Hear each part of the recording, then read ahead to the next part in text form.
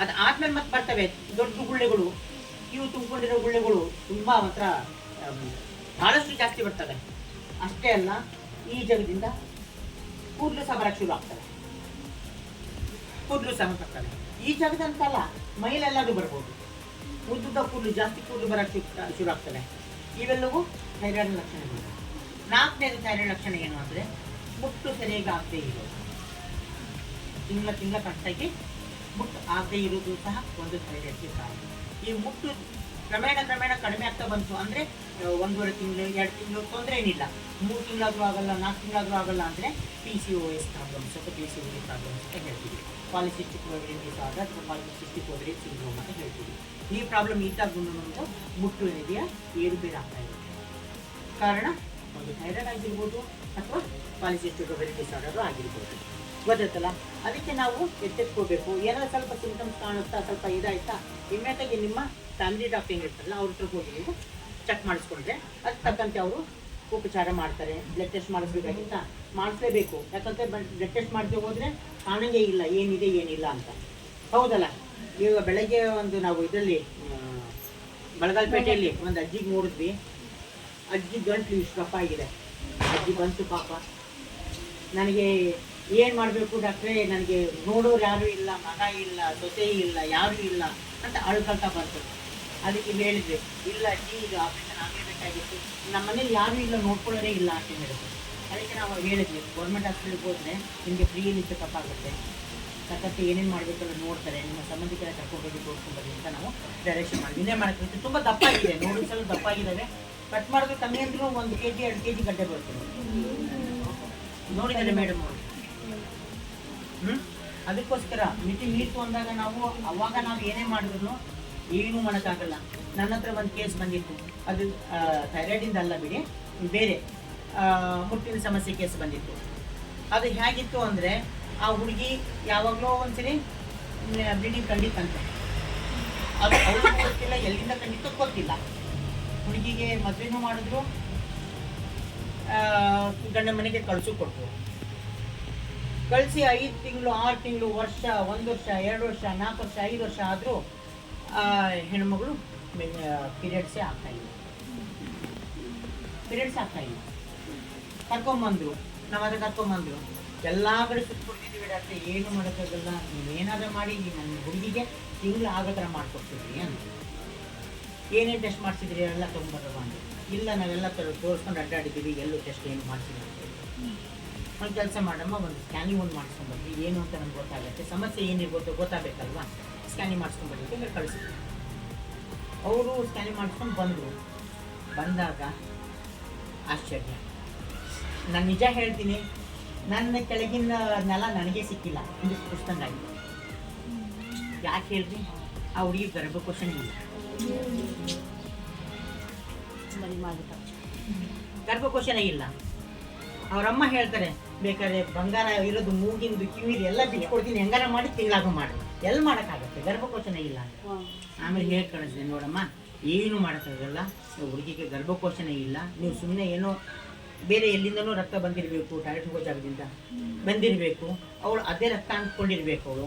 ಅದು ಬಿಟ್ಟರೆ ಅವಳಿಗೆ ರಕ್ತ ಎಂದೂ ಬಂದೇ ಇಲ್ಲ, ಬರೋದೂ ಇಲ್ಲ ಅವಳಿಗೆ, ಯಾಕಂದರೆ ಗರ್ಭಕೋಶನೇ ಇಲ್ಲ ಅಂತ ಹೇಳಿ. ಗೊತ್ತಾಯ್ತಲ್ಲ? ಹಾಗಾಗಿ ಏನೇ ಇದ್ರೂ, ಸಮಸ್ಯೆ ಇದ್ರೂ ಬೇಗ ನೀವು ತೋರಿಸ್ಕೊಂಡ್ರೆ ಏನಕ್ಕಾರ ಒಂದು ಯೂಸ್ ಆಗುತ್ತೆ. ಅಂದರೆ ಏನಾದರೂ ಒಂದು ಟ್ರೀಟ್ಮೆಂಟ್ ಕೊಡೋಕೆ ಅನುಕೂಲ ಆಗುತ್ತೆ.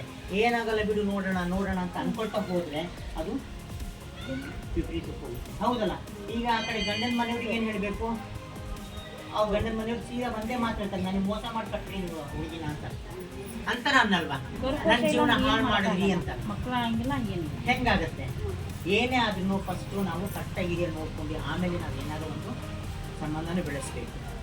ಹೌದಲ್ಲ? ಅದಕ್ಕೋಸ್ಕರ ನಿಮ್ಮ ನಿಯರೆಸ್ಟ್ ಡಾಕ್ಟರ್ ಹತ್ರ ಹೋಗಿ ಏನೇ ಸಮಸ್ಯೆ ಇದ್ರು, ನಿಮ್ಮ ಫ್ಯಾಮಿಲಿ ಡಾಕ್ಟರ್ ಹತ್ರ ಇರ್ತಾರಲ್ಲ ಅವ್ರ ಹತ್ರ ಹೋಗಿ ಮುಕ್ತವಾಗಿ ಮಾತಾಡಿದ್ರೆ ಅದಕ್ಕೆ ಏನಾದರೂ ಒಂದು ಸಮಸ್ಯೆಗೆ ಪರಿಹಾರ ಸಿಕ್ಕೇ ಸಿಗುತ್ತೆ. ಇಲ್ಲ ಅಂತ ಏನೂ ಇಲ್ಲ. ದೊಡ್ಡ ಕಾಯಿಲೆಗಳಿಗೆ ಸಮಸ್ಯೆಯ ಪರಿಹಾರ ಇದೆ, ಸಣ್ಣವಿಗೆ ಏನಕ್ಕೂ ಇಲ್ಲ ಅಂತ ಅಲ್ಲ, ಅದಕ್ಕೊಂದು ರೆಮಿಡಿ ಇದ್ದೇ ಇರುತ್ತೆ. ಹಾಗೆ ಈಗ ಥೈರಾಯ್ಡ್ದು ಸಿಂಪ್ಟಮ್ಸ್ ಹೇಳಿದೆ ನಾನು, ಮುಟ್ಟು ಸಹ ಡಿಲೇ ಆಗ್ಬೋದು. ಹೌದಲ್ಲ? ಆ ಥರ ಆಯಿತು ಅಂದಾಗ ಇರ್ಬೋದು ಅಂತ ನಾವು ಅಂದ್ಕೋಬೇಕು. ತಕ್ಕಂತೆ ಹೋಗಿ ಡಾಕ್ಟರ್ಗೆ ತೋರಿಸ್ಕೊಂಡು ಇಲ್ಲಿ ಎಷ್ಟು ಜನಕ್ಕೆ ಥೈರಾಯ್ಡ್ ಸಮಸ್ಯೆ ಇದೆ? ಕೈ ಎತ್ತಿ. ಎತ್ತರೆ ತಪ್ಪಿಲ್ಲ, ಅದು ಗೊತ್ತಿಲ್ದಂಗೆ ನನಗೆ ಉಪಚಾರ ಹೇಳ್ತೀನಿ. ಅದೇನ್ ಮಾಡಿದ್ರೆ ಕಂಪ್ಲೀಟ್ ಹೋಗುತ್ತೆ ಅನ್ನೋದನ್ನ ಹೇಳ್ತೀನಿ. ನೀವು ಎತ್ತ ಇಲ್ಲ ಅಂದ್ರೆ ಯಾರಿಗೂ ಇಲ್ಲ ಬಿಡಿ, ಇನ್ನೇನು ಹೇಳಿದ್ರೆ ನಾನು ಹೇಳ್ಬೇಕು. ಟೆನ್ಷನ್ ಮಾಡ್ಕೋಬೇಕು. ಈಗ ನಾವು ಬಂದಿದ್ದೀವಿ, ಎಷ್ಟೋ ಜನ ತೋರಿಸ್ಕೊಂಡಿದ್ದೀರಿ, ಟ್ರೀಟ್ಮೆಂಟ್ ತಗೋತಾ ಇದ್ದೀರಿ, ಭಾಳ ಒಳ್ಳೇದು. ಆದರೆ ಈಗ ನಾನು ಥೈರಾಯ್ಡ್ ಬರದೇ ಇರೋ ರೀತಿಯಾಗಿ ನಾವು ಕಾಪಾಡ್ಕೋಬೇಕು. ಥೈರಾಯ್ಡ್ ಬಂದಾಗ ಏನು ತಿನ್ನಬಾರ್ದು ಅನ್ನೋದನ್ನು ನನಗೆ ಫಸ್ಟ್ ಹೇಳ್ತೀನಿ. ಆಮೇಲೆ ನಾವು ಥೈರಾಯ್ಡ್ ಕ್ಯಾಂಪಸ್ ತೊಗೊಂಡು ಹೋಗ್ತೀವಿ, ಥೈರಾಯ್ಡ್ ಚೆಕ್ ಮಾಡಿಸಿ ಆಮೇಲೆ ನಿಮ್ಮ ಮೇಡಮ್ ಕೈಯಲ್ಲಿ ನಾವು ರಿಪೋರ್ಟ್ಸ್ ಕೊಡ್ತೀವಿ. ವಾಟ್ಸಪ್ಪಲ್ಲಿ ಸಾಫ್ಟ್ ಕಾಪಿ ಹಾಕಿರ್ತೀವಿ, ಹಾರ್ಡ್ ಕಾಪಿ ಮೇಡಮ್ ಕೈಯಲ್ಲಿ ಕೊಟ್ಟಿರ್ತೀವಿ. ಅವ್ರು ನೆಕ್ಸ್ಟ್ ಇಲ್ಲಿ ಬಂದಾಗ ನಿಮಗೆ ಹ್ಯಾಂಡ್ ಓವರ್ ಮಾಡ್ತೀವಿ. ಅದು ನನಗೆ ನಾನು ಹೇಳೋ ಸಿಂಪ್ಟಮ್ಸ್ ಯಾರಿಗೆ ಇದೆ ಅಂಥವ್ರು ಕೈ ಎತ್ತಬೇಕು, ಅಂಥವ್ರು ಮೇಡಮ್ ಹತ್ರ ಹೆಸರು ಬರ್ಸಿದ್ರೆ ಅವ್ರದ್ದು ನಾನು ಅವೆಲ್ಲ ಬ್ರಾಕೊಲಿ ಅಂತ ಹೇಳ್ತೀವಿ. ಆ ಜಾತಿಗೆ ಸೇರಿರುವಂಥ ಎಲ್ಲವೂ ಸ್ವಲ್ಪ ಆದಷ್ಟು ಕಡಿಮೆ ಮಾಡಬೇಕು. ಏನು ಹೇಳಿ, ಕೋರ್ಸ್ ಎಲ್ಲ ಕಡಿಮೆ ಮಾಡಬೇಕು, ಕ್ಯಾಬೇಜ್ ಅವೆಲ್ಲ ಕಡಿಮೆ ಮಾಡಬೇಕು. ಇರೋರು ಇಲ್ಲದೆ ಇರೋರು ಹೆಚ್ಚಾಗಿ ತಿಂದಷ್ಟು ಒಳ್ಳೆಯದು. ಇನ್ನೊಂದು ಹೇಳ್ತೀನಿ, ಕೋಸಿನ ಜಾತಿ ಯಾವುದೇ ತರಕಾರಿ ಇದೆಯಲ್ಲ ಅದರೊಳಗೆ ಕ್ಯಾನ್ಸರ್ ಹೊಡೆದೋಡಿಸುವಂಥ ಶಕ್ತಿ ಇದೆ. ಅದು ಎಷ್ಟು ಜಾಸ್ತಿ ತಿಂತೀರಾ ಅಷ್ಟು ಕ್ಯಾನ್ಸರ್ ನಿಮ್ಮ ಹತ್ರ ಬರಲ್ಲ.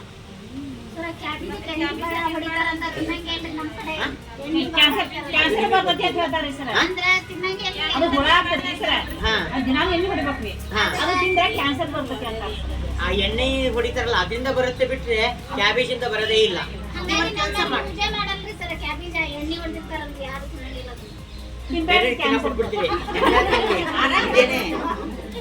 ಇದೇನೆ ಹೇಳ್ತಿರೋದು ಗೊತ್ತಾಯ್ತೀನಿ. ಕ್ಯಾಬೇಜ್ ಕಂಟೆಂಟ್ ಇರುವಂತ ಕ್ಯಾಬೇಜ್ ಜಾತಿ ಸೇರಿರುವಂತ ಯಾವುದು ಥೈರಾಯ್ಡ್ ಇರೋರು ಇನ್ನೊಂದಿನ ಊಟಿ ಬಿಟ್ಬಿಡ್ಬೇಕು ಅಂತಲ್ಲ, ಲಿಮಿಟ್ ಆಗ್ತಿದ್ರೆ ತಪ್ಪಿಲ್ಲ, ಜಾಸ್ತಿ ತಿನ್ನಂಗಿಲ್ಲ, ಸ್ವಲ್ಪ ತಿನ್ಬಹುದು ಅಷ್ಟೇ, ಜಾಸ್ತಿ ತಿನ್ನಂಗಿಲ್ಲ. ಆದಷ್ಟು ಡ್ರೈ ಫ್ರೂಟ್ಸ್ ಏನಿದಾವಲ್ಲ, ಪಿಸ್ತಾ, ಕ್ಯಾಶು ಅಂಥವು ಜಾಸ್ತಿ ಇಲ್ಲಿ ತೋರಿಸ್ತೀನಿ ನಿಮಗೆ. ಯಾಕಂದ್ರೆ ನಾನು ಇಂಗ್ಲೀಷ್ ಹೇಳ್ತಾ ಹೋದ್ರೆ ಅಂತಲ್ಲ, ಬಹಳ ಒಳ್ಳೇದು. ಯಾಕೆ ತಿನ್ನೋರಿಗೆ ಹೇಳ್ತಿರೋದು, ತಿಂದೇರಿಗಲ್ಲ, ತಿನ್ನೋರಿಗೆ. ಸಮುದ್ರ ನೀರು ತಿನ್ನೋದ್ರಿಂದ ಅಯೋಡಿನ್ ಜಾಸ್ತಿ ಕಂಟೆಂಟ್ ಅದರೊಳಗೆ ಇರುತ್ತೆ, ಮತ್ತೆ ಸಿಲಿನಿಯಂ ಜಾಸ್ತಿ ಇರುತ್ತೆ. ಹಾಗಾಗಿ ಟ್ಯೂನಾ ಫಿಶ್ ಆಗಿರಲಿ, ಬ್ರೆಜಿಲ್ ನಟ್, ದಪ್ಪ ಶೇಂಗಾ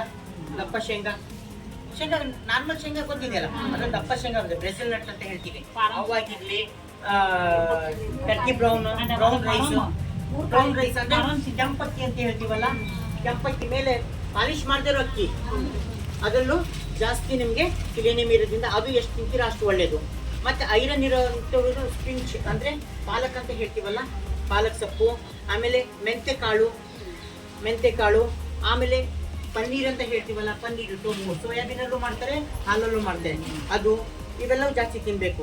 ಮತ್ತು ಜಿಂಕ್ ಕಂಟೆಂಟ್ ಇರೋವು ಗೋಡಂಬಿ ಆಗಿರ್ಬೋದು, ಯೋಗಟ್ ಅಂದರೆ ಗಟ್ಟಿ ಮೊಸರು ಅದಾಗಿರ್ಬೋದು, ಹೆಮ್ ಸೀಡ್ಸ್ ಅಂದರೆ ಈಗ ಕುಂಬಳಕಾಯಿ ಗೊತ್ತಾ, ಅದು ಬೀಜ, ಕುಂಬಳಕಾಯಿ ಹೊಡಿತೀರಿ, ಹೊಡೆದ ಏನು ಮಾಡ್ತೀರಿ, ಚೆಲ್ತೀರಿ. ನೀವು ಚೆಲ್ತೀರಿ, ಇದನ್ನ ಏನು ಮಾಡ್ತಾರೆ ಸಿಟಿಯಲ್ಲಿ ಬೆಳೆಸಿ ಮಾರಕ್ಕೆ ಇಟ್ಟಿರ್ತಾರೆ. ಅದು ಸಿಗುತ್ತೆ ನಿಮಗೆ 150 ರೂಪಾಯಿ 200 ರೂಪಾಯಿ ಕಾಲು ಕೆ ಜಿ. ಇಲ್ಲಿ ನೀವು ಚೆಲ್ತೀರಿ, ಅಲ್ಲಿ ಕೊಂಡ್ಕೊಂಬಂದು ತಿನ್ನಬೇಕು. ಅಲ್ಲೂ ಸಿಕ್ಕಿಲ್ಲ ಅಂದರೆ ಇದು ಮೆಡಿಸಿನ್ಸಲ್ಲೇ ಹಾಕಿರ್ತಾರೆ, ಕ್ಯಾಪ್ಸೂಲ್ಗಳು ತೊಗೊಳ್ತೀರಿ, ರೊಕ್ಕ ಕೊಟ್ಟು ಕ್ಯಾಪ್ಸೂಲ್ ತಿಂತೀರಿ. ಇಲ್ಲಿ ಎಸಿತೀರಿ, ಅಲ್ಲಿ ರೊಕ್ಕ ಕೊಟ್ಟು ಕ್ಯಾಪ್ಸೂಲ್ ತಿಂತೀರಿ, ಆಯ್ತು ರೀ. ಆಮೇಲೆ ಲೆಗ್ಯೂಮ್ಸ್ ಅಂದರೆ ಅವರೆಕಾಳು, ಕಾಡ್ ಫಿಶ್ ಅಂತ ಹೇಳಿದೆ, ಮೀನು. ಆಮೇಲೆ ಜಿಂಗೆ ಅಂತ ಗೊತ್ತಲ್ಲ, ಎಷ್ಟು ಜನ ಗೊತ್ತು ಜಿಂಗೆ? ಆಲ್ಮೋಸ್ಟ್ ಎಲ್ಲರಿಗೂ. ಎಸ್, ಹಸಿ ಜಿಂಗೆ ಜಾಸ್ತಿ ಒಳ್ಳೆಯದು, ಒಣ ಜಿಂಗೆ ಅಲ್ಲ, ಹಸಿ ಜಿಂಗೆಯಲ್ಲಿ ಭಾಳಷ್ಟು ಇದೆ.